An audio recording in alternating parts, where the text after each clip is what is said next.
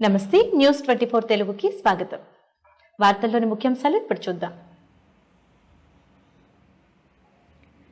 కాకినాడ జిల్లా ఎస్పీ ఆదేశాల మేరకు పెదపూడి మండలంలో ఎస్ఐ శోభన్ కుమార్ మీడియా సమావేశంలో మాట్లాడుతూ అసెంబ్లీ ఎలక్షన్స్ నేపథ్యంలో పెదపూడి మండలంలో పోలింగ్ కేంద్రాలు లొకేషన్స్ పెదపూడి మండల తహసీల్దార్ పి సుభాష్తో కలిసి పరిశీలన చేయడం జరిగిందని, సమస్యాత్మక ప్రాంతాలను గుర్తించడం జరిగిందని, ఆయా ప్రాంతాల్లో పటిష్ట బందోబస్తు చర్యలు తీసుకుంటామని తెలిపారు.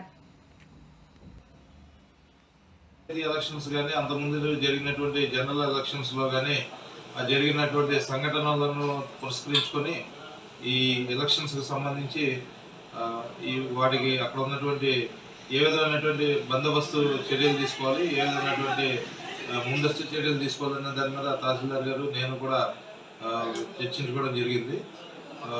ముఖ్యంగా ప్రజలందరికీ కూడా విజ్ఞప్తి ఏంటంటే, ఈసారి మన ఎలక్షన్ కమిషన్ వారు ఆదేశాల మేరకు ప్రశాంతమైనటువంటి వాతావరణంలో ఈ జనరల్ ఎలక్షన్స్ 2024 జరగడానికి కావాల్సినటువంటి అన్ని చర్యలను తీసుకోవడం జరిగింది. దీనికి మన గౌరవ జిల్లా ఎస్పీ శ్రీ సతీష్ కుమార్ ఐపీఎస్ గారి ఆధ్వర్యంలో సార్ ఇచ్చిన ఇన్స్ట్రక్షన్స్ ప్రకారం నడవడం జరుగుతుంది.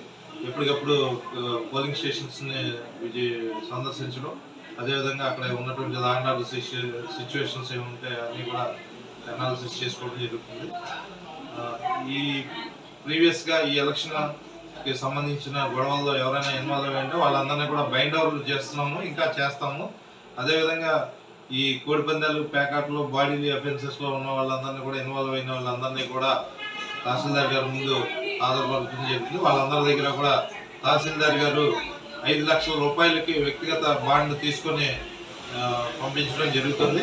ఎవరైనా సరే ఎన్నికల నియమావళిని ఉల్లంఘించి ప్రవర్తిస్తే 5 లక్షల రూపాయలకి వారి దగ్గర నుంచి ఫోర్ఫిట్ చేయడం జరుగుతుంది ఆ బాండ్ని, లేదంటే దానికి తగ్గట్టుగా జైలు శిక్ష విధించడం జరుగుతుంది. కాబట్టి ప్రజలందరూ కూడా శాంతియుత వాతావరణంలో ఈ ఎలక్షన్స్ జరిగేలాగా, తమ ఓటు హక్కును వినియోగించుకునేలాగా అందరూ సహకరించాలని చెప్పేసి కోరుతున్నాం.